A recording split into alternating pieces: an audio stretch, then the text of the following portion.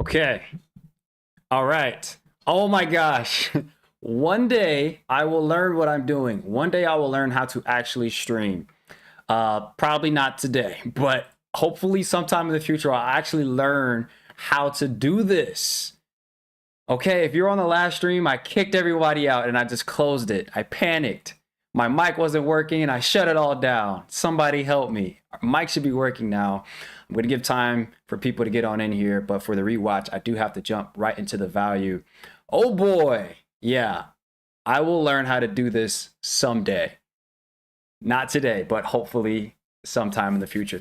Let's talk about it, man. We have an interesting one ahead of us. Mike is good. Thank goodness. Awesome sauce. Awesome sauce. This is great. This is great. Hi, Naomi. Thanks for being here. Viewers are coming in. Okay, thanks. Okay, I was just saying that I will hopefully one day learn how to stream. It won't be today, but sometime in the future, hopefully I learn. I panicked. My last one, I realized I didn't test my mic. See, I thought, when you get to that level of comfortability with something and you're like, oh, I got this, but you really don't have it. That's where I just was. I was like, oh, I've streamed last week. I know what I'm doing. Didn't even test my mic. My mic wasn't on. I freaked out, panicked, shut the whole thing down. But we're here now. Good to see you guys. So, what's up? Tasha, what's up? All right. So we've been doing a series. We've been talking about what makes America fat, what makes our nation fat, what makes us fat. I'm sure this is not necessarily just a micro problem in terms of just the nation, right? We may just be talking about the United States, but this could be very well be taking place in a bunch of other places. But we talk about America because that's where I'm from. That's where I'm from. You can only talk about the places you've been, right? So that is the deal. And we pull this up on each one, but are we actually getting fat? So you guys can follow along in the description. I have my citations if you guys want to follow along. Number one, the top left corner, you can see I'll have little marks on the research that I do pull up in this stream coming up here. Now, are we actually getting fat? We talked about this. Yes, we are actually getting fat. The numbers are going up. Obesity is going up. Only a few outliers of the population are actually able to muscularize themselves into the category of obesity. Therefore, this is a concern for most of us. Let's keep things rolling. I get those notifications again. The stream's current bit rate is low. Guys, check this out. So we're going to talk about the fourth thing making us fat. But guys, look what I got. I got a new toy. Look what I got. Aw, snap. Amazon Prime Day got me. Aw, snap. I got a Stream Deck. I got a Stream Deck. What is a Stream Deck, John? It's a macro keyboard. It does a bunch of things by the press of a button. This is the thing that the cool people use on the internet to make like noises and stuff on their streams. You can't see it back there. But yeah, it's like a little Stream Deck. And yeah, it has all these cool extra buttons and stuff you could press. I haven't set it up yet. It's way more complicated. Time is a rare commodity these days. I just ain't got the time to set this up, but I will set it up. And then you guys are gonna hear Naomi, let's go. Yeah, I will be making weird, putting weird noises and all that fun stuff. The stream's gonna get better and better as we go through. But this is because of you guys. You're always watching, the generosity of people that give through the stream, and of my patrons, of course. I'm able to get things like this and make even better and better content. That's really what that boils down to. So are we getting fatter as a nation? Yes, we absolutely are. But let's talk about it. What is the fourth and final thing that is making America fat? Because what do we talk about? Oh, matter of fact, what do we talk about? Let's run through that real quick. We talked about the first thing, which is food, but more so we went micro with it, and we just looked at bread, because bread has a very specific impact here in America, has a very specific fattening, it has a very specific fattening way of fattening us. Number two, we talked about the lack of exercise. Number three, what I really enjoyed was talking about sleep and the lack thereof. And the fourth thing making us fat is a concept. It's called opportunistic veracity. Opportunistic veracity. What the heck is this? So opportunistic veracity, I've talked about it only once before on my channel. And what's so fascinating about this is that I came across opportunistic veracity while I was doing research. It wasn't something that I was searching, but I thought for you wordsmiths out there, this is the perfect combination of words to explain what is going on in America. And we're going to break it down. We're going to get into the weeds of it here. But this was a very fascinating study. Let's first talk about what I have highlighted here. And this highlights really weird on the research that I was looking at. But then after we talk about what's highlighted, we're going to go ahead and break down what the study was actually measuring. So opportunistic veracity. Factors such as variety and or unlimited availability. So close. Factors such as variety and or unlimited availability of foods seem to explain this phenomenon. Now, what's so fascinating about this is actually where this study was taking place, right? So this was an interventional study. This means that they took people and they intervened in their lives. What was so cool about this was the actual setup of the experimentation. So they brought these folks, these were all men.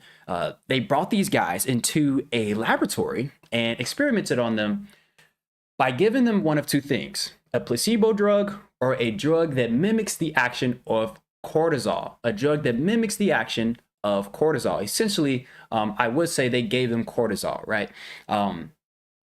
But cortisol, we know, is only an endogenous thing, right? Only the body can produce it intrinsically, right? But they gave them what we would call an exogenous source of cortisol, meaning just coming from outside of the body. But streamline it all down, the same effect takes place. So we can actually study the effects of cortisol by giving people this version. So they gave them this drug of this cortisol drug. And what they were trying to measure was people that have cortisol circulating through their system, do they have a bigger appetite?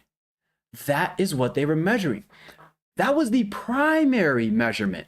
That was the primary thing that they were looking at. But secondarily is this thing right here that they found was an interesting phenomenon.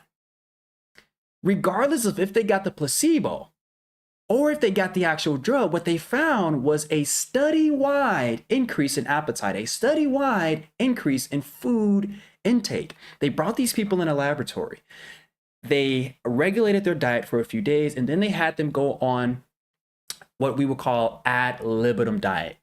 Ad libitum diet. And I'm going to explain ad libitum, but with their to their access, they had a vending machine with 34 tray options, right? So they're in this laboratory, there's this vending machine, it has 34 tray options. And this vending machine is not probably what we would typically think of, right? They're not just hitting E7 and getting like a Snickers or something, right? There's probably salads in there, right? This is a nutritious vending machine. It's hard to equate and even fathom vending and nutritious, but this is probably something a little bit different, right? That we're not talking about a typical vending machine that we would see. So they're getting like course meals in there, right? They're getting burritos, probably, you know, there's probably frozen stuff in there, right? Some canned stuff, you know, they probably got a bunch of different stuff in there.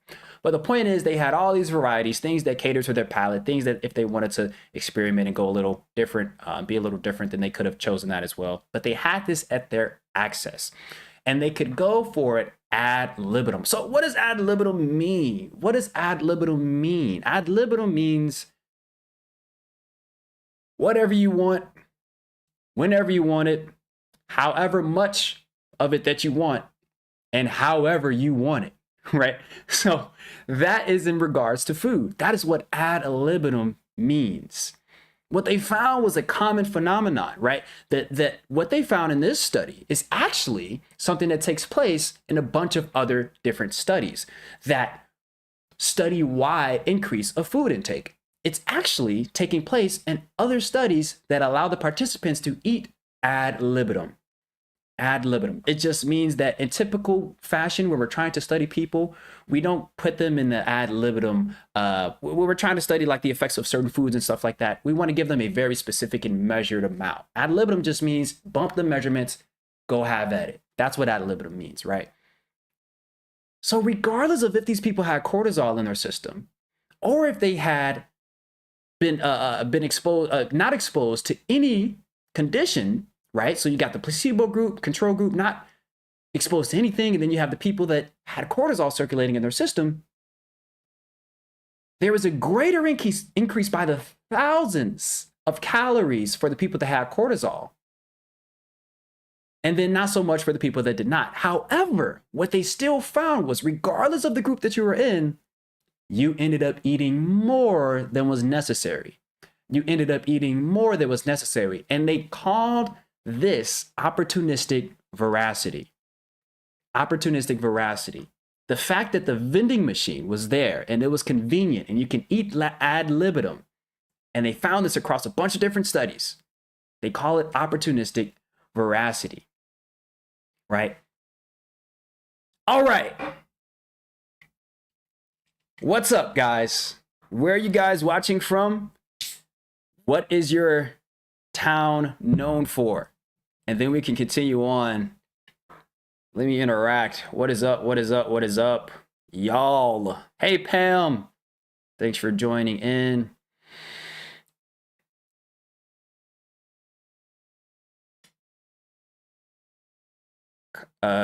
Kana, sounds like you need to send YouTube a strongly worded email.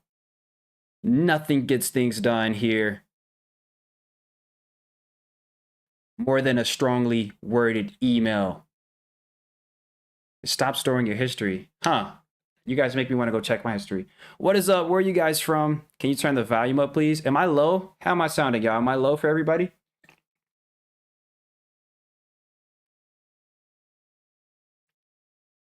I can do stuff about that. I can do stuff about that. Elizabeth, what's up?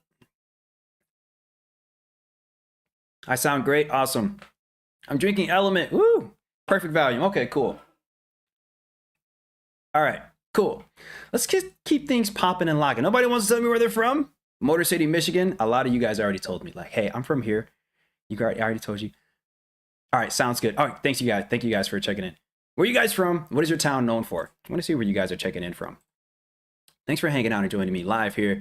We got some interesting things we want to break down. So this is the fourth and final thing we're going to talk about in this series about what's actually making America fat. What's actually making us fatter is this opportunistic veracity. But what the heck actually is opportunistic veracity for us wordsmiths out there? I just thought this was the perfect use of verbiage. Did I see Florida? Somebody from Florida? Oh, sweet, sweet, sweet. East Coast. We're on the East Coast, cute kitty. North Dakota. Robert, one time, so I used to run track and field. And I live in the Midwest. All I know is the Midwest. I know how our seasons are. I know how much snow we get during the winter. I used to run track and field. We took a bus, a 9-hour ride out to South Dakota. And this was during the winter. I think we were leaving minimal snow. I don't even think there was any snow on the ground when we left Illinois. We got to South Dakota, and I might as well had brought my snow pants because the snow was like shoulder high. You know how the plows come through and they bank the snow on the side? That snow, you got it like, it was dangerously high. I was shocked by the amount of snow they got over there in South Dakota. I thought we were pretty tough here in Chicago, but those folks over there in the Dakotas, y'all got it. Y'all got it. And it was cold. It was cold. Partying. Yep, that would make sense. All right, awesome stuff. So veracity, what a unique word, right? It stems from voracious, right? This adjective voracious. And what's interesting about this wordplay is that they are actually, the interesting about what's opportunistic veracity is that it's the perfect word combination to describe what is actually going on here in America. A lot of the stream is going to be me trying to break this down to where it makes sense on a dang near intuitive level. Having a huge appetite, excessively eager, right? So we explain veracity. We explain veracity like so. But what does the opportunistic part mean? Let's pull that up. Opportunistic, taking advantage of opportunities as they arrive, such as exploiting opportunities with little regard. Here's the important part. Exploiting opportunities with little regard to principle or consequences. The important part is exploiting opportunities with little regard to principle. We're going to come back to that principle. What is your relationship with food, right? Here's the thing. Here's the thing. Opportunistic veracity is not quantifiable in a conventional sense, right? We're getting into the realm of mindset. We're getting into the realm of association. We're getting into the realm of qualitative concepts, not quantitative concepts. Because of that, people start to get a little woo-woo. But I can promise you, there's no woo-woo in this. This is going to be one of the most pragmatic, able to be implied things that you can follow along with. At the end of this, I'm going to talk about some very practical steps that we can implement to be able to combat this opportunistic veracity, right? This opportunistic veracity. So what is your relationship with food? I like to think of it like this because I have two versions of myself. I have a negative relationship with food and a positive relationship with food. Most of us on the, for the most part, and generally speaking, have a positive and a negative association with food.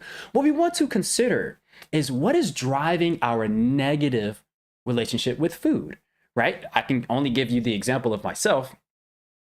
I tend to have a negative relationship with food when I am overwhelmed with work, just being busy. I'm running on a time constraint. I got a project to get done. I'm too caught up in a certain task. Next thing you know, I find myself on the kitchen counter, leaned over, eating 72% cocoa nibs and baked almonds, right?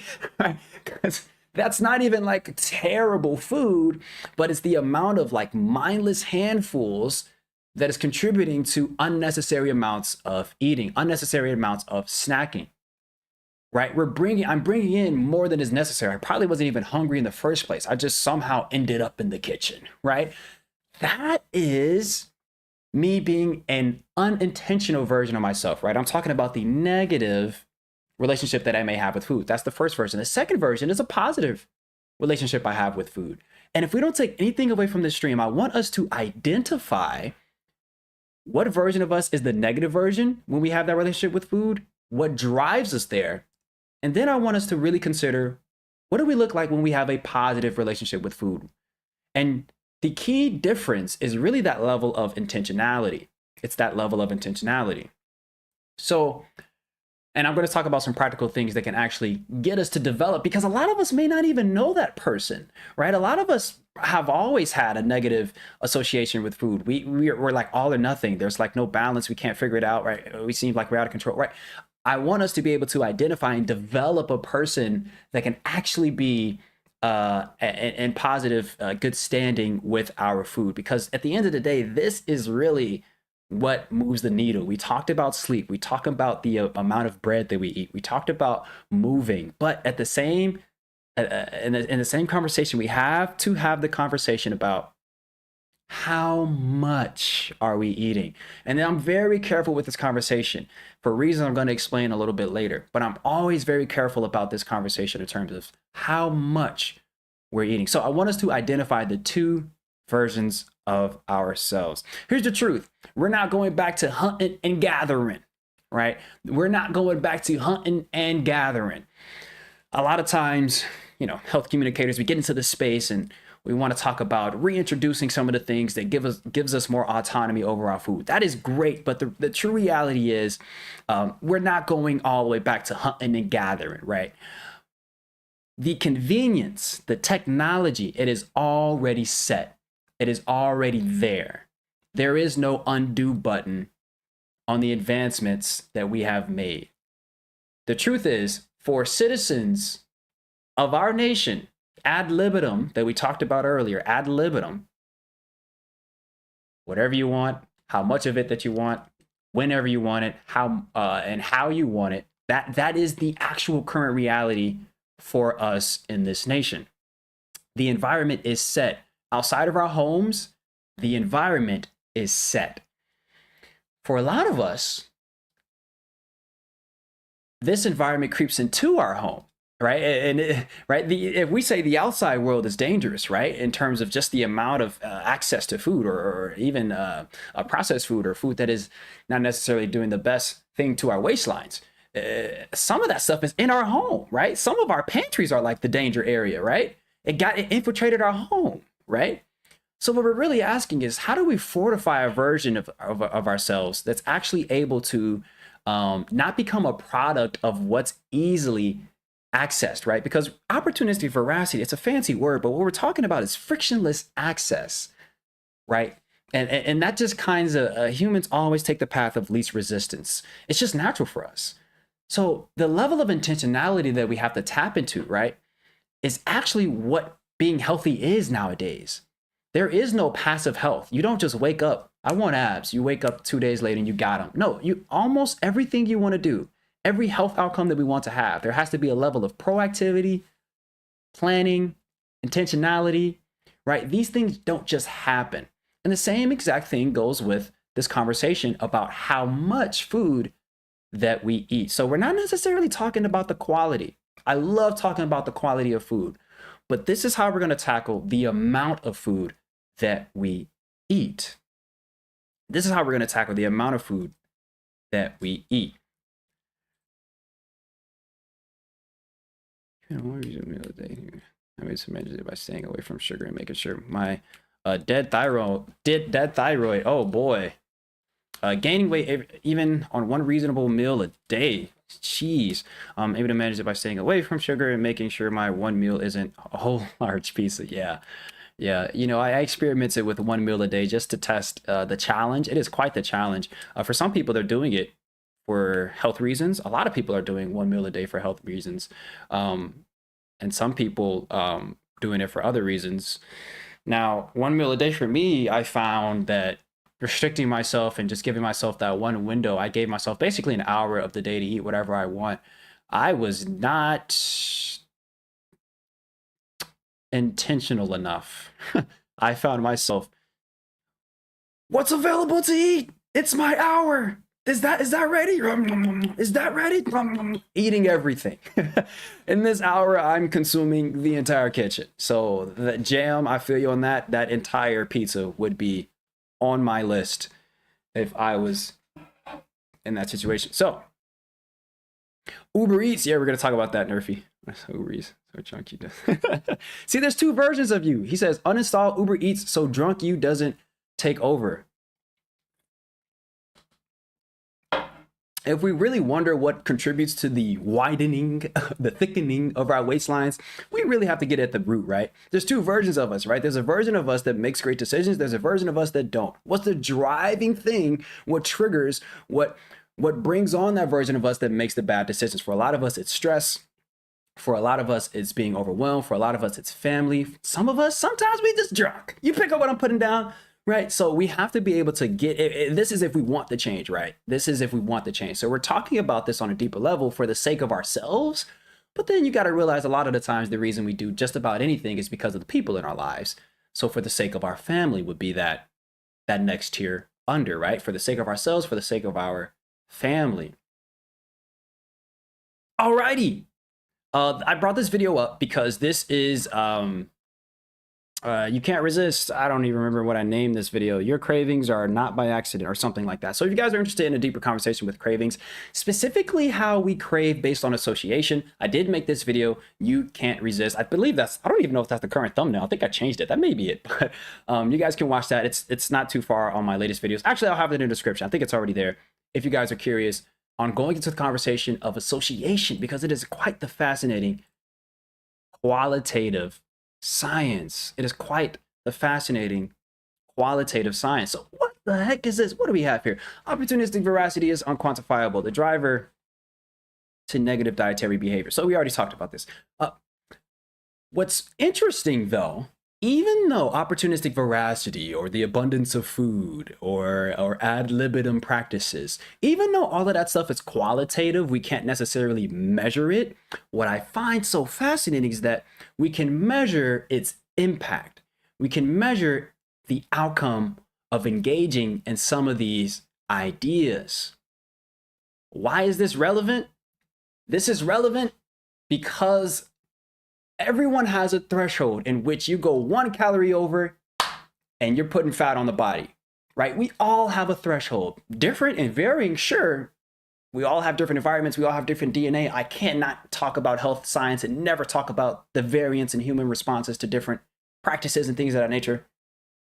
We all have different thresholds, but all of us have a threshold where, we're going over 1 calorie, boom, I got fat on the body. For a lot of us, that threshold is low. It's unforgiving. For a lot of others, that threshold is high. I can eat a whole bunch and then boom, I may put on fat maybe after this, right? We're talking about that loose concept of the metabolism being fast, the metabolism being quick. Now we talk about metabolism here a lot because it's more intricate than we usually realize. It's not just simply it's fast or slow. There's so much more going on. But in this conversation, the amount of variance we have and we see to what we eat is dependent upon our DNA, our environment, and what we're doing to modulate our bodies, specifically the endocrine system, right? Our hormones, things of that nature. That's why this is relevant in terms of being able to calculate things. When we calculate the outcome, we gotta talk about calories. Oh boy! Speaking of calories, let me take a sip of non-caloric electrolytes, LMNT. They have this sparkling.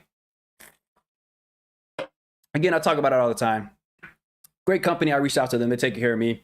They don't sponsor this stream. I just like to show them off because they take great care of me. They're very professional on the back end of things, but on the front end, the product is great. I just believe in it and I love it. And if you guys are interested in the new LMNT sparkling, you could check my code in the description. Again, they're not sponsoring this stream. I just want to shout them out for the free ski, essentially. Anyways, we got to talk about calories. Because here's the thing about calories. They present to us a mathematical proposition. There is a mathematical logic behind calories. So this is in general just the difference between math and science, right? Math builds our world. Science helps us understand it. So in math, you can only be right or wrong. There's black or there's white. There's no gray area in math. Your teacher never comes over and says, you got that answer kind of right. Like, no, you're either right or you're wrong, right? And math is based on proofs and theorems and things that are set in stone. For the most part, there is a lid on math. You're not expanding math anymore, right? There's still some geniuses that come around and contribute some ideas and stuff. But for the most part, math has expanded, right? The piggy bank is full. There's no more coins you can insert. That's math. It's done. It's set in stone. No gray area, right or wrong. Science is beautiful in the sense that it's expansive, right? It's not a piggy bank. You can't put a lid on it, right? There's so much more you can contribute on a continuous level, right? It doesn't really matter how far we go. We can always go a little bit further. There's always room for gray. There's always room for more understanding. And we don't use words like proofs and theorems. We use concepts, frameworks, and theories, right? There are things that need to be proven. Every scientific experiment, I talk about this all the time, but you go through any article of literature, any proof read journal, anything like that. Every time you get to the bottom of the research, the scientists always say the same thing in different words. We've done this in this study. These are our results, but there's more to be done. There is more to be done. They always say that in some way at the end of all the studies. That is to say that science never stops. Somebody put that on a t-shirt. Mark that, Naomi. Somebody put that on a t-shirt. Science never stops. I mean, it's coming. I think Nike made a shirt like that. Running never stops. I don't know. It doesn't matter. But that's what we're getting at here. So when we talk about calories, we're talking about this mathematical logic, black or white, right? There's no room for gray. When we talk about the body, we have no choice but to talk about the scientific logic. We have no choice but to talk about the route of scientific logic. So what do we mean by that? We have to talk about frameworks, pathways, concepts. We talk about that difference between switch and dial, right? When it comes to math, you can think of a switch. It's either on or off, black or white. When it comes to talking about the body and it comes to talking about science, we have to talk about this dial. The body works in dials, right? Think about your pupil. Your pupil can expand, you know what I'm saying? And it can let in a bunch of light, or it could kind of constrict and let in just a little bit of light, or it could be somewhere in between, right? That's a dial. It's not just on or off. Your pupil isn't just on maximum or totally turned off. Like, no. Same with our blood vessels. It's letting a certain amount of blood at a certain rate get through, right? Our blood pressure can change, right? It modulates. It dials up, it dials down, right? Same thing with our heart rate, right? The speed of our heart rate. Same with the secretion of just about anything in the body, any hormone, right? We secrete I don't know, glucagon, right? We always have glucagon in the blood. Sometimes we have a lot of it, sometimes we have a little bit of it. There's no on or off switch. The body works in dials. The body works in dials, right? So what we do when we talk about the body is that we're trying to, when we talk about calories and we apply them to the body, what we're doing is taking a square peg and trying to put it in a circle hole, right?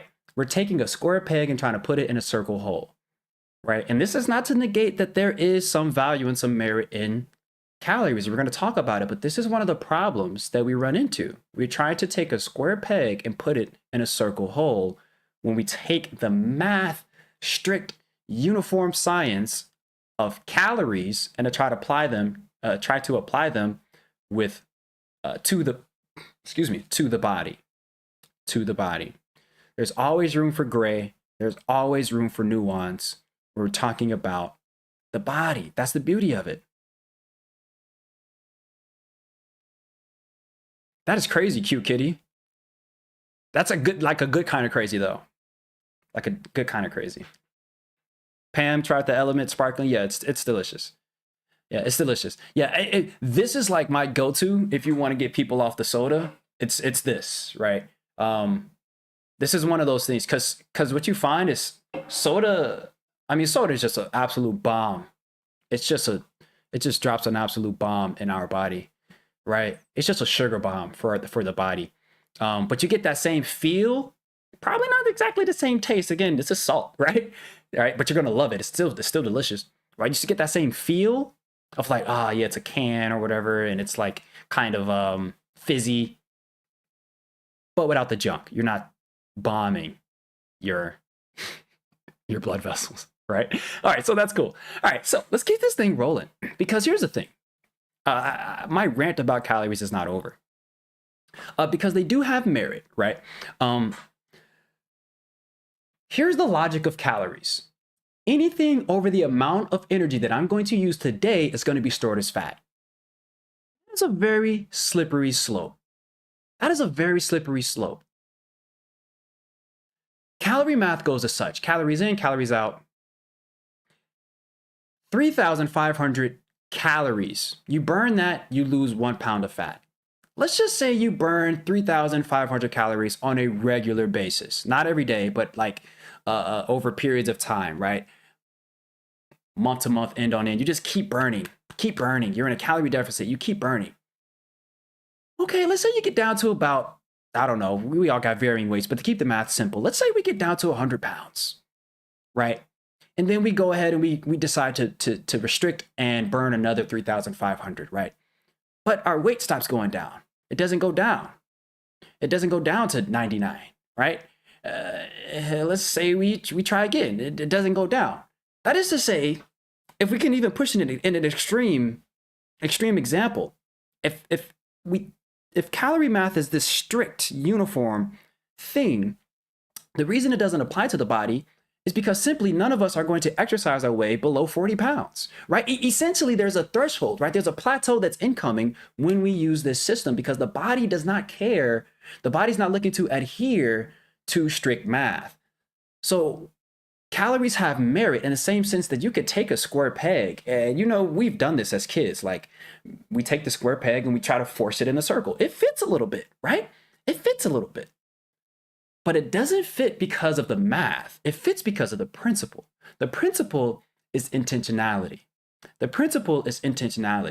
So what we want to ask ourselves is how can we use the principle of intentionality, but not resort to the faulty measurements of counting calories, right? Oftentimes, the miserable practice of counting calories, because we've done a great job. Oh, we've done an incredible job. Calories are everywhere. They're on our workout machines. They are the biggest and boldest part on our nutrition label, as if to say this is more important than the added sugar, as the amount of trans fats, right? They are the most noticeable thing on our nutrition label, as if to say nothing else matters as much as this does. And the amount of things that we eat, it does matter, but not more than the macro composition of our food, because that is what camera, are you gonna focus? I'm gonna get a better camera. I kid you guys not. Oof. Let's do this. Okay, cool. But none of that is gonna, what calories do is they negate, they ignore the macro composition of our meals. So what happens when we consider the macro composition? Mark that, Naomi. Mark that, Naomi. I'm sorry.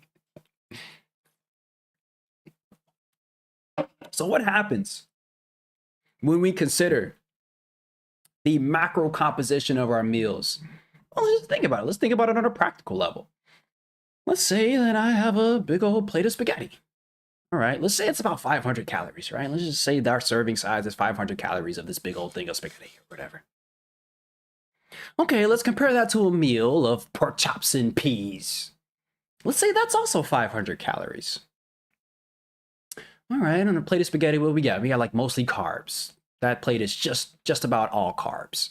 All right, but on the pork chop and peas plate, we got we got some protein in there. We got a little bit of fat, got some fiber, a little bit of carbs in the peas. I don't know about you guys, but I think it would be a little crazy of us to assume that these two totally different meals would have the same exact impact in the body. But that is what calorie logic is suggesting, that a calorie is a calorie is a calorie. And that, as my nephew could probably explain to us, he's 7, that just ain't right. That's not right. Something is off here, right? But again, just like we could fit a square peg in a circle hole, by forcing it, we can force the body to adhere to this math, and it'll work for a little while. It'll work for a little while, right? This is why I'm always hesitant to have the conversation about how much. We're still talking about opportunistic veracity. I'm going to bring the thing full circle. Mark that, Naomi, by the way. I'm going to get a button. I'm going to get a button on my stream deck. Get a button on my stream deck, and it's going to say, mark that, Naomi. All right. All right. Gosh dang it, card. I caved. Got some soda pop yesterday. 12 ounce cans, and I usually do 1 can a day. Summer treat, as I usually don't drink pop. You're a coffee drinker. I want to make a video on coffee so bad, guys. I'm going to make a video on coffee. Fun fact, backdoor, parenthetically, I should say. We're letting in. What am I even saying right now? Slow down, Johnny. We're hiring an editor. No lab coat required. Brought on an editor. I'm excited. I'm excited about this guy. I talked about him on my Patreon, but I'm excited about this guy. We're going to start officially working together next week. So what does this mean for us? This just means that I get to be in front of you guys' face more often. I've always struggled with the amount of times I'm in front of my audience, in terms of I always wanted it to be more frequent. When I first started putting out videos and stuff, dude, I was out pumping out videos, dude, a week, right? But they wouldn't be as long and as well edited as they are now, right? I've gotten better, videos gotten longer, therefore I show up a little bit less in the feed. But back when I was really trying to get this thing lifted off the ground, I'm talking like every Saturday something was out. And I went on a nice decent streak of having something out. There were short videos, to the point videos, but I don't like that style anymore. I like a little bit longer, right? I like to be in you guys' face. I like it when the conversation, really, I just like to dive into nuance, right? When you have these short, punchy videos, there's so much whataboutism that you end up getting, right? You get that in the comments, you get that in your head because it's like, oh, well, what about? So what those longer videos allow for me to do is to have more exploration of the topic, which I really, really enjoy. Yeah, we're going to talk about coffee. Definitely. We got some coffee drinkers in here. Ones, if you're a coffee drinker. Let me see some ones in the chat. Let me see how fast the chat moves to see how many coffee drinkers we got in here. Put a 1 in the chat if you're a coffee drinker. Firefly, I'm also a coffee drinker. Black, no sugar, no sweeteners, no milk. I love it. Wait, time out. Okay, time out. What kind of coffee drinkers are you guys? Are you guys like Starbucks regulars, homemade regulars, like bougie, like I need the best beans, I need high quality grinding, like I need, or is it just like give me the caffeine fix? Because I know all those types. I know it's like I drink coffee because it's the aesthetic. I drink coffee because I need it. I know the types. What kind of coffees are okay? Bunch of ones. Okay, gotcha. Okay, what kind of coffee drinker are you? Used to sweeten coffee with milk chocolate, but recently switched to sugar-free syrup and half and half. I hear that, kitty. I grind my beans. Okay, both. Firefly says, "Listen, I do my own beans, but listen, I need the fix. I can. Oh man, I'm gonna make a great video about this. Caffeine dependency. Is it actually as bad as we think? Alternate methods of the body making energy. I'm gonna talk about that. It is one of the most fascinating sciences. I I got act I got tack 47 black drinks his coffee black.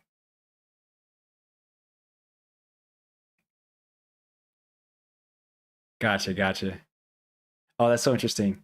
Average pre-ground beans. I only add honey, Mr. Scott says. What is an average pre-ground bean? Mr. Scott said average pre-ground beans, all right? My beans are not really exceptional. They're not poor. They're about average. I feel that 100%. I'm not a coffee drinker, but I'll have it every now and then. I'm not a coffee drinker. Shardy, I drink a pot a day, no sugar, no cream. Community with, help me. What is this word? Chicory? Did you spell that right? What's the word I'm looking for? Why did I think of licorice? I don't know what chicory is. Somebody help me. Is my city boy showing? What is chicory? Am I even saying it right? What is that? I feel like I know what that is, but I don't at the same time.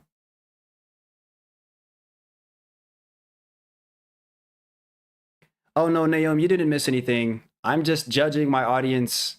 I'm judging my audience's coffee preference. As a non-coffee drinker, I like going into you guys' world, and I cannot wait to make a video on coffee one day. Chick, or Y for chicory. Chicory. Thanks, Shardy. Chicory. Chicory is like a dandelion. This sounds very pinky up drinking. This sounds very cross your leg, sit up posture drinking. This is chicory. No, I'd add a tad of chicory with my coffee. That's what this feels like. It's an herb, right? Okay.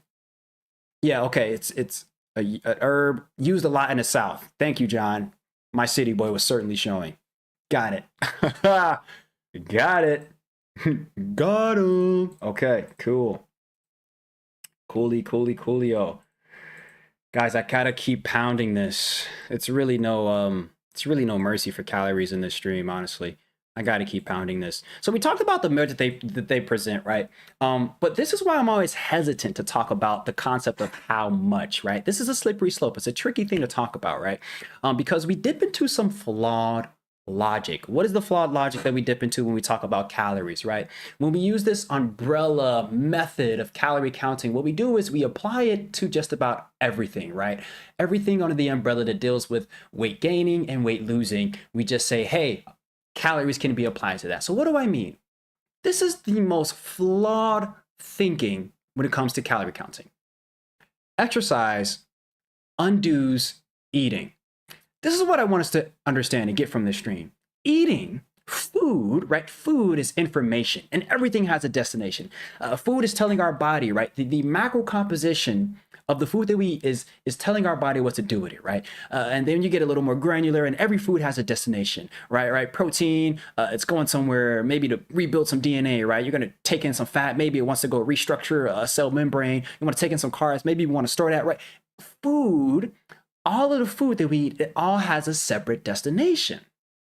The flawed logic we could dip into is that I just had a big old sleeve of Oreos. I'm about to go work out and completely hit the undo button on what I just ate. Right? What I want us to understand is that eating and exercise are completely two different systems. They are independent, they work independently of each other.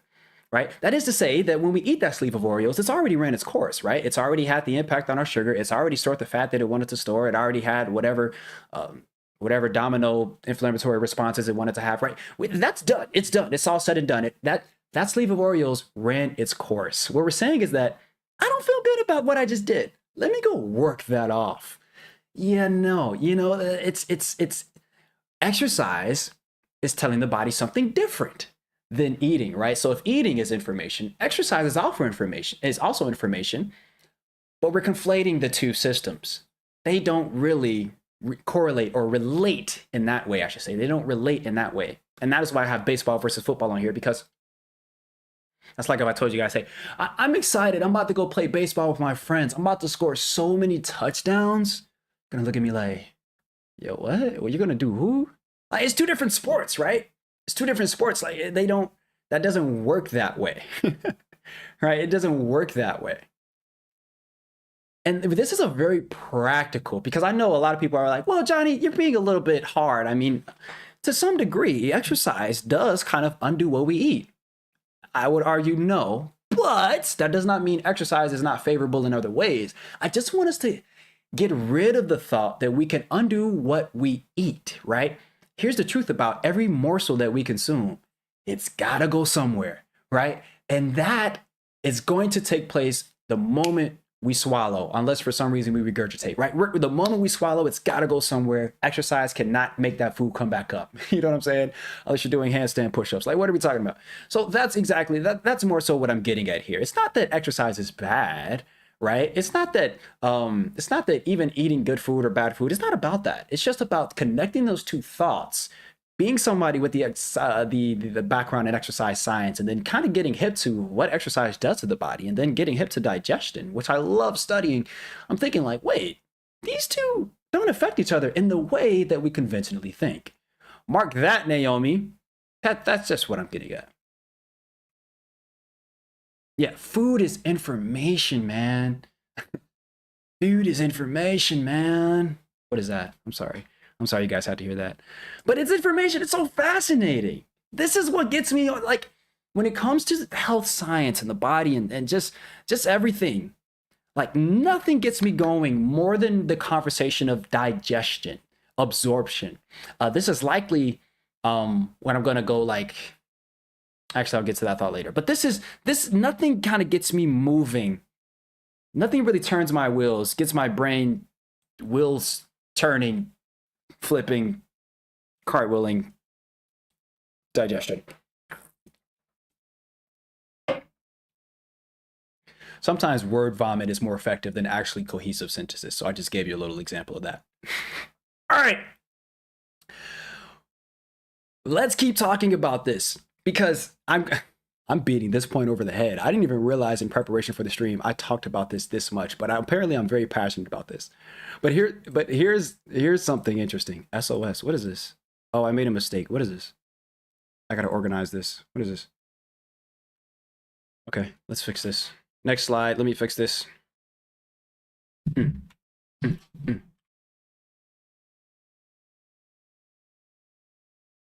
Guys. Oh, let me write that down. You know, it would be a cool stream key for my my new toy, my Stream Deck. It's like the sound effect board and all this stuff. Elevator music. That'll be cool for when I gotta like fix my slides. Elevator music. Let me write that down. My next stream is going to be popping. I got all types of ideas. But guys, this is like setting that thing up. I'm like, gosh, can you pay somebody to come out when you order these? Like, does the Stream Deck come with a mobile IT person? Because goodness, I can't stand. One of my biggest pet peeves, side note, one of my biggest pet peeves is like when technology doesn't work. Now the Stream Deck works, it's dope. It's a learning curve. I have to figure out like so many buttons, and you got to download, what are they called? Drivers, plugins. Like, I don't really know what a plugin is, right? But one of my biggest pet peeves is when stuff don't work. When stuff ain't working. Oh, I get so angry. Stuff that has like one job, when it ain't working, oh, it bothers the heck out of me. You know those wipes we get, the Clorox wipes, like the cleaning wipes? You know how you have the tube of wipes and they're in the plastic or whatever? I can't stand when you're pulling when you get them brand new and you gotta feed the first wipe through the separator, right? And then you take that wipe out when you're ready to clean, and the other wipe doesn't come through and follow. Oh my gosh. This thing is designed to do one thing and it can't even do it. Like that kind of stuff. So it's like you want to get your next wipe. Now you got to open the case. You got to go back in there. Oh, that bothers the heck out of me. Stuff that's designed for one thing ain't working. Mark that, Naomi. You know, it drives me crazy. One job. Yeah, literally.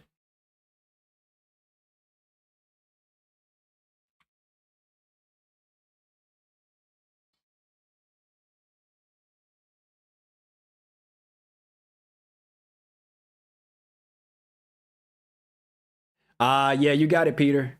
You are what you eat. You are what you eat. You are what you eat. I dang near remember where I was when I first heard that. Funny enough, I think I was playing a computer game. I must have been like 7.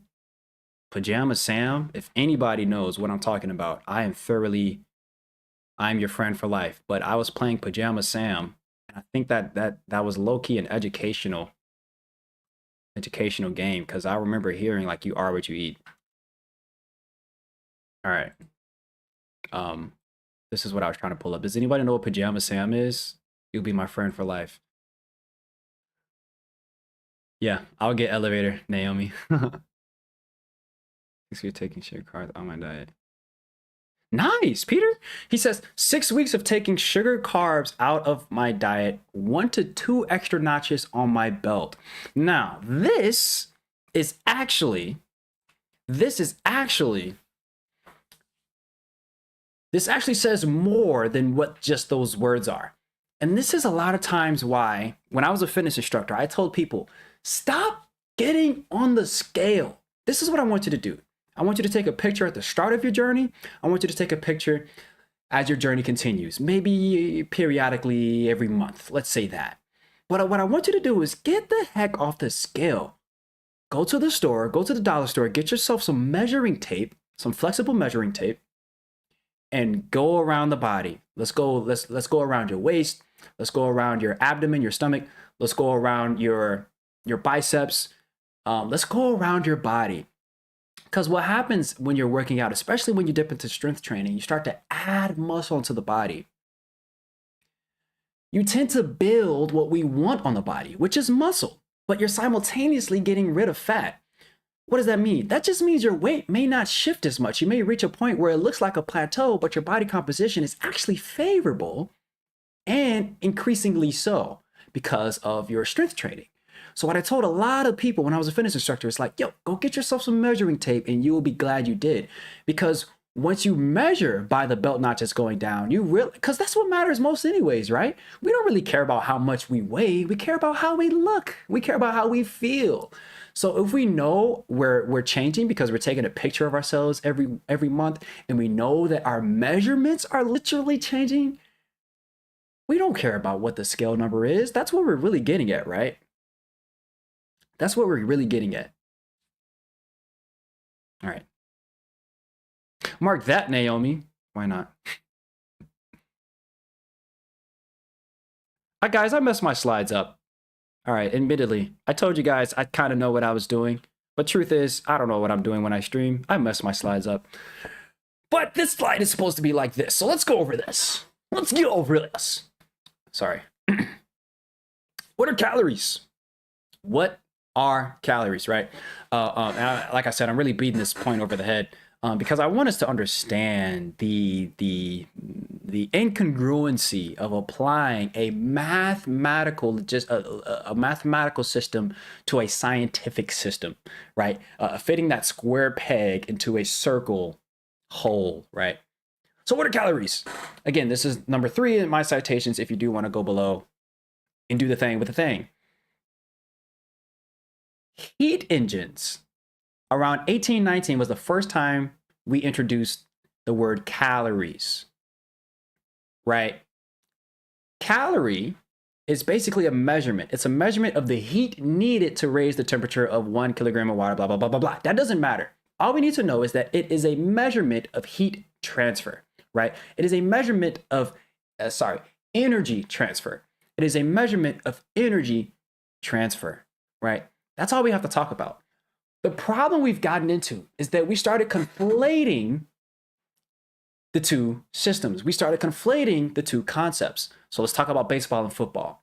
In baseball and football, there's sports. You have to keep score. You keep score, right? You keep score. That concept is universal in those sports. You have to keep score, but you keep score in different ways. That is to say that baseball is scored differently than football, right? That makes sense, right? We know better not to conflate the way those two games are scored, right?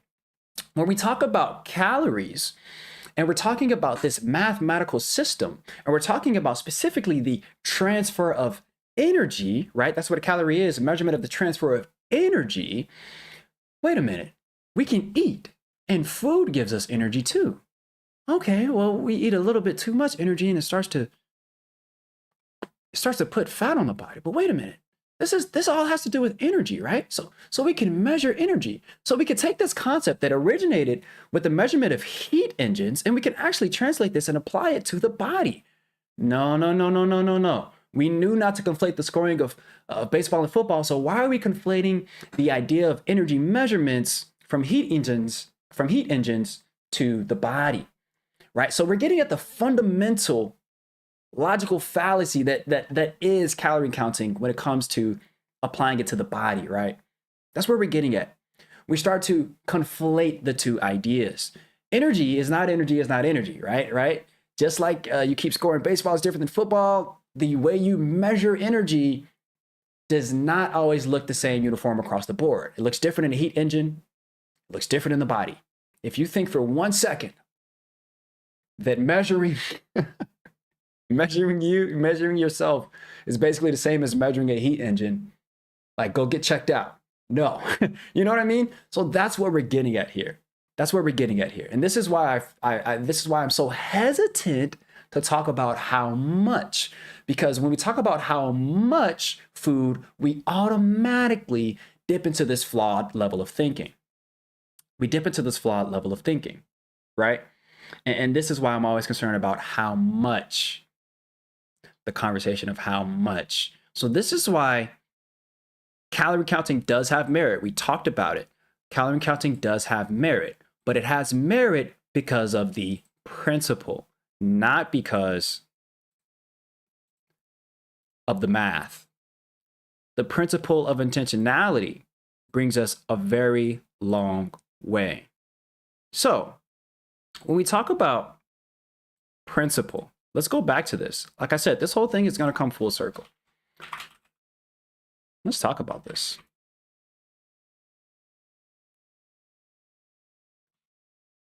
Messed my slide up, so I got to fix it. Let's talk about this.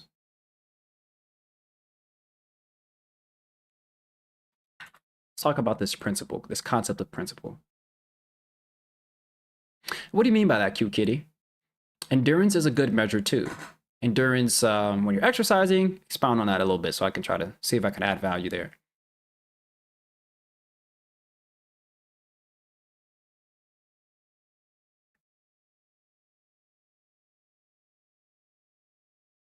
But let's talk about this concept of the principle. The principle. Because calorie counting works, but it only works because of the principle. Surely not because of the actual math. What's the principle? The principle of intentionality. So when we talked about opportunistic veracity, right? That definition, right? That we looked at, remember? Veracity. Excessively, oh, sorry, not that one. The opportunistic definition, right? We talk about this. We talk about exploiting opportunities with little regard to principle. You guys see how this is coming full circle? It's the disregard of the principle that really starts to damage us and really starts to thicken up those waistlines. All right? Really starts to thicken up those love handles, right? That is what's the problem. That's what the problem is, that our decisions, our food decisions, are void of the principle of intentionality. So when I ask us, what is our relationship with food? And there's these two versions of ourselves, right? There's this version that has this negative that makes negative decisions, right? Decisions that aren't necessarily in our best favor, nutritionally speaking, right? Um, Shoot, it's 12 a.m. I want chicken wings. With a little bit of patience and a few finger motions, I can have my DoorDasher here and deliver me chicken wings, right? Stuff like that, where it seems like we're just out of control. Like, why am I up? One, two, why am I eating this, right? So those are the decisions I'm talking about, because that's what's really hurting us. It's just those, depending on how often we do it, of course, right? That all matters. But those are the things that are getting at us. Oh, the Rambomo. I hope I'm saying your name right. But you play Pajama Sam. Just not seeing your comment. Yes. Sweet. Pajama Sam. I bet a lot of us played it and don't even realize. Well, maybe some of us played it and don't even realize we were playing it. Or you know how it is, like when you basically see the image of something, but you don't know the name. I bet if you guys Google Pajama Sam, you may be like, oh, I actually did play this. Or maybe not. Could just be me. All right. Let's keep rolling. So like I said, it's going to come full circle, this principle thing. So when we talk about the two versions of ourselves, that's where I was. The two versions of ourselves, there's this version that has this negative way of just moving throughout life, right? And then we have this version that's positive, that's intentional, that's focused on the principle. So some of us may not know that version of ourselves. How do we find that version of ourselves? What are some practical things we can do to implement and learn the proper behavior? If we can totally disassociate from the calorie counting centric world that we live in, you're going to be better off applying logic like such. SOS. SOS. It's a very simple, I guess you can say, idea that I coined that helps keep me in check when I'm being the version of myself that has that positive relationship with food. 3 very simple rules. This is principle. When we eat void of principle, we may suffer from that opportunistic veracity, because that is the world that we live in. So if you don't want to be just a product that is subject to the world that we live in, you got to incorporate some rules and some principle. This is what I go by. SOS, sit down, only eat separate servings. Sit down as we eat. So what does this mean? So that means that, think about the worst snacking that takes place, right? Some of the worst snacking, if you're anything like me, it takes place actually while I'm on my feet. I'm in transition from one place to another. These liminal spaces, right? I am just seeing, I'm grabbing, and I'm going. We've taken the level of, I've been using intentionality a lot in this stream, but what we've done in modern culture is we have totally removed the event that is eating. It is no longer an event. It's like a side mission. It's a task that maybe we do as we do something more important, right? The families don't come together as often. Even if we don't have family to eat with, we aren't necessarily interested in making eating an event, right, for ourselves. So I'm just thinking about when we're passing our pantry, when we are on our feet, we see something on the counter, right? You can only eat on your feet if you're, in passing, right? So that's what I'm trying to get at. Like, we're eating, but it's void of that intentionality. And think about what you're doing. You're on your feet. So if you just sit down, right? If we just sit down as we eat, this already negates so much unnecessary snacking. I wonder what this would do for a lot of us that are actually prone to snacking while we're on our feet. The second concept is only eat. Again, we talk about making eating this event, right? Bringing back the sexiness of just sitting down and eating. Only eat. Multitask eating, right? Eating has become secondary. Multitask eating is getting our waistlines thicker and thicker. You know what I'm saying? Because there are some very incredible things. This is the hardest part of SOS. It's the second rule of only eat. It's the hardest part, but it's the most impactful. And here's why. Some very wonderful things take place when we only eat. Number one, we chew a lot slower. That is to say that when we eat, and we take food from the outside world and we bring it into the body. Guys, we're talking about bringing objects that are foreign to our body into the body. This is quite the uptake. This is quite the event. Our body is about to take what is from outside of us, put it into us, and turn it into us. That is an immense undertaking. So what we do is that we eat and we actually allow for our digestive machinery to be more efficient, but because we're swallowing the boluses of food, that is the food stuffs, we're swallowing it and chomping it at a slower rate, right? We're slowing the rate and we're taking more chomps. That means that our digestive machinery is able to take it in at a decent speed, do its job, and not be overworked, whatever that means from person to person. We're not overworking. I almost like think about this in a more theoretical sense than a actual mechanistic sense, because I think that is the beauty of eating, right? What's so awesome about only eating, the second thing is that we have a greater understanding of our mealtime cessation, right? Like when we should stop eating, right? When we're only eating, so what does that look like when we're only eating? That means we probably aren't watching Netflix. We probably aren't watching YouTube or watching a live stream. Some of us may be eating right now. I'm sorry. We're not multitasking. We're not checking email, right? Like eating, this is now, again, you guys can implement this dependent upon how you want. I'm not saying this has to be something that everybody has to follow, but I think that those that are very serious about modulating their waistline should be very interested in incorporating the habit of just eating.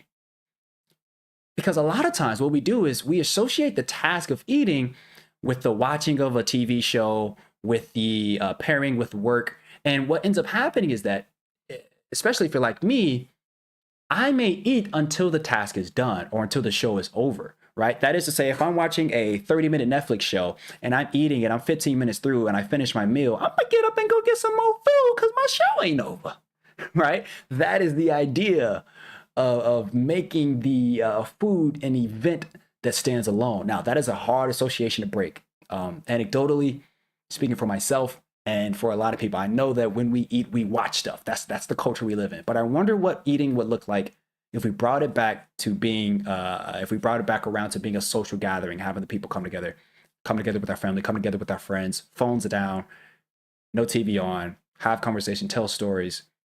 You'll find it's actually more satisfying meal, right? When you only eat, the food actually tastes better. The food actually tastes better every time I practice this, right? When I'm being that version of myself that's intentional, right? Again, I know my driving factor. I know when I'm not being good with food, when my relationship with food turns sour. That is when I'm overworked, I'm overwhelmed, I'm running on a time constraint. I know that version of myself. So now I have to understand to put myself in position to negate or avoid those things. Therefore, I can have that positive association that is following SOS, right? Following SOS. So I'm only eating, the food tastes better because I'm present, I'm focused on only eating. Last but not least is separate serving. So what? What do you mean? This just means that we have to find a way to separate ourselves from the container that we're eating out of, right? So let's focus on snacking. Snacking is up to you. Whether or not you want to snack is up to you.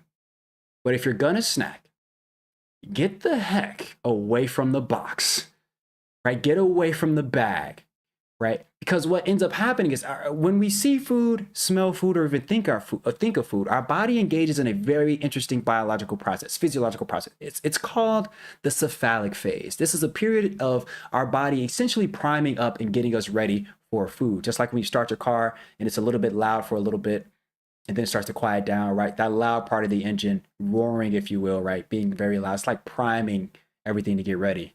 I think I'm not really a car guy like that. I am a car guy, but not to understanding like what's going on under the hood. But my point is that when we're about to undergo a huge task, right? You don't see, it's the Olympics. This is a much better analogy. There is not an Olympian currently in Paris that is not warming up before they compete. That is blasphemy. Why would you do anything on that level and not warm, right? That is to say that anything that is that important, when I'm about to put my body under this level of specific stress, I should probably prime it up and get it ready to do so. Same exact thing is going on a very micro physiological level when we see food, think of food, or even smell food. That's cephalic phase. So when we're just hovering over a container, we're not separating ourselves from the box or the bag. We're not really telling our body to break away from that process. That's cephalic phase. So we just aren't giving our body any cues. It's giving mixed signals, like we're confused, right? So I should keep eating, right? Because I keep seeing food. I keep smelling the food, and the food's right here. So what's awesome is that when we give out a separate serving, we pour it on the bag, pour it on a plate or whatever.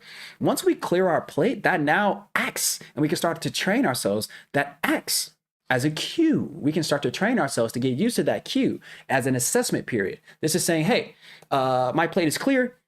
I can either A, call it here, get up and go do something else, or B, go get some more. The cool thing is that the separate serving principle doesn't mean that we have to undereat, right? We can always go get more. It is just that one act of taking out a plate and taking the food and putting it on that plate, that will actually save us from overeating in so many instances. Overeating is a thing. Quantity is a thing. That's why I could not talk about this series and not talk about the fact that there is different things playing into why we're getting bigger and bigger as a nation, right? We talked about bread, we talked about inactivity, physical inactivity, and we talked about sleep. I left this for last because this is a very sensitive and tough conversation to navigate because of all the learning, because of all of the unlearning that has to take place when it comes to, when you think about how badly calories have infiltrated our thinking, right? And how miserable obliging to that strict mathematical thinking and logistics. We got to think about how we have to undo all that and then get into what are some healthier things that we can do, right? And that for me looks like that SOS, right? That's what that looks like. That is what that looks like. Alrighty, guys, this was fun. This was fun. Any specific questions? Did I lose you guys? Were you guys focused? Did you guys get it? Are you guys multitasking? What are you guys up to? It's Saturday. I have nothing planned. This is a good thing because I've had plans the last few Saturdays, and I'm just going to stay in and get some work done. There's going to be a video out today or tomorrow, actually. New video today or tomorrow. Should be a fun one. Probably not today. Probably tomorrow. Well, who knows? There should be a video out.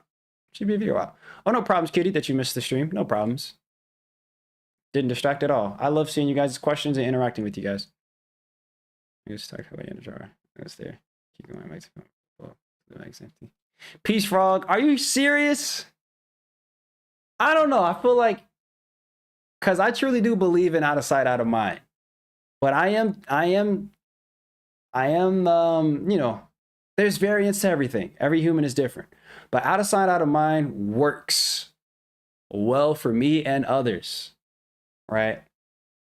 Like, it's, of course, I know it's there, but there's a power behind seeing something and immediately going for it, right? A lot of us do that. We see it and we're like, ooh, I'm there. You know what I mean?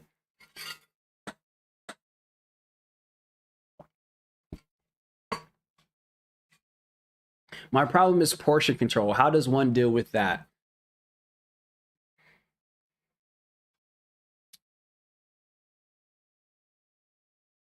I think this is an entrainable concept. You have to figure out, and this is see, here's the thing. I can't recommend a single portion, right? And I think we all know that. There's no one size fits all portion. Portion control has less to do with, what's the best way I could put this?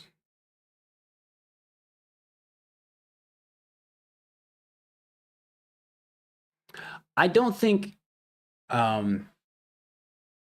this is why I left basically this conversation for the last bit, because it's a tricky conversation. Because portion control is important, but you don't want to get to a point to where you're miserable and you're under eating, right? There is a version of us that gets comfortably stuffed in every meal that isn't full of junk, right? Portion control is important But the reason I put this last is because the amount of food, I would argue, probably doesn't matter as much as the type of food that we eat. Of course, there's some variance and some nuance here. When I was going through college, my professor made sure, no matter what, if you overeat anything, protein, carbs, fat, doesn't matter what you overeat, it can be converted into fat, right? That's legit. There are some legit pathways to everything can be overeaten and converted into fat. But protein does something different when it's overeaten, carbs does something different when it's overeaten, and fat does something different when it's overeaten, right? So it's a tough question to answer, portion control. But I would be very curious if you were to implement a little bit of SOS, right? A little bit of sitting down, only eating separate serving, specifically separate serving, right? That goes to even when we're taking out, when we have a big old nice delicious meal that maybe we're not snacking, right? And we have a legitimate meal that we cooked and we spent time on. Let's take out a separate serving, sit down. And if you want to get really practical, I give myself about a minute. That is to say that after I've eaten everything on my plate and my plate is empty, I sit there and do nothing for about a minute to 2 minutes. And if my stomach and my body is saying, let's get some more, I don't think there's anything wrong with getting some more at that point, right? You can't be more present than that, right? It's tough to understand how much you should be eating when we're constantly here on our phone scrolling, right? Or we're standing or we're multitasking. It's tough to really listen to our body. We've lost that sensitivity, right? So portion control is more so just understanding you and your body. And I think the best way to get good at that is that third rule of the SOS, that separate serving. Like sit down, finish eating, stay seated, don't do anything, and just listen to your body for a little bit. Ask yourself, am I satiated? If the answer is no, go get some more. That's how I would look at that. Yeah, and SL is right on too. Eat slowly. You're going to get full in 20 minutes no matter what you do. Eat whole food and chew slowly. Take less on your plate than you think. Yeah, I second that. One time, I cut up an apple and I just sat there and ate it. And I was like, this is a lot of food. Right? Like we don't realize how much food we're actually eating until we're not doing anything but eating sometimes. So yeah, that's how I look at it. Yeah. The first time I realized an apple was a lot of food was that time. I was like, this is crazy. This is when I first started exercising SOS. So yeah. Alrighty. You guys are great. Purple hearts in the chat. I love you guys. There's some links in the description if you guys are interested in supporting the stream in any way, supporting the information that we give out, supporting anything. There's a Patreon down there.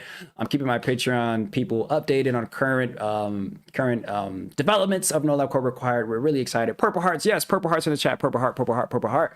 There's some merch links down there if you guys want to follow the citations and the links that we had in this stream, right?